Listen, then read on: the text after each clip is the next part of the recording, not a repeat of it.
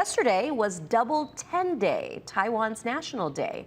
And earlier this week, more than 200 local leaders and lawmakers filled the Ala Moana Hotel to celebrate Hawaii's historic ties with Taiwan.